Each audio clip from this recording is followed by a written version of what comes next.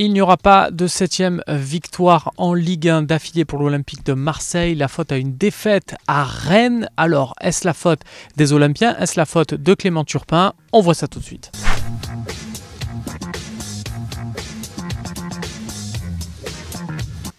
Grosse partie de Valentin Rongier qui a démarré la rencontre à un poste inhabituel et puis qui a eu un geste, une présence d'esprit. Lui, pour marquer, bon, c'est pas trop ça. Il a laissé le ballon à Pape Gueye. Il a eu une très bonne inspiration dans la surface qui permet à l'Olympique de Marseille d'ouvrir le score derrière en infériorité numérique. Il a beaucoup couru, un travail de sape, un travail de l'ombre. Il a couru au milieu de terrain pour compenser l'infériorité numérique. Vraiment grosse partie, même si l'OM perd ce match.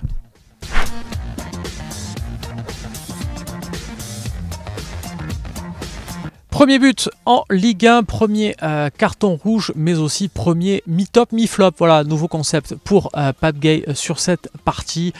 Très bon avec son ouverture du score, son but qui fait rappeler les belles heures de Paul Pogba. Et puis derrière, cette expulsion à la demi-heure de jeu qui change tout parce que l'OM avait le match en main. Et puis derrière, ils ont fini par sombrer en infériorité numérique.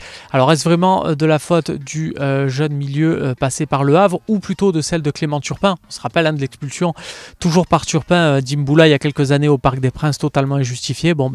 Est-ce qu'on est un peu dans le même registre?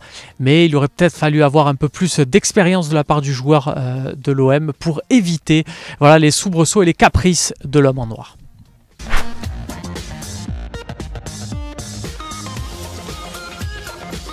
Voilà, c'est dans ce genre de match que Pape Gueye va prendre de l'expérience. On espère aussi que c'est dans ce genre de match que Léo Balerdi va en prendre parce que le jeune Argentin est devancé sur l'égalisation.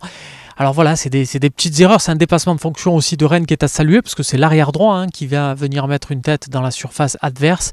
Pas toutes les équipes de Ligue 1 qui prennent autant de risques offensifs, mais voilà, l'Argentin aurait pu peut-être être un poil plus attentif en gardant un peu plus longtemps le score. Peut-être que l'OM aurait pu avoir une toute autre rencontre.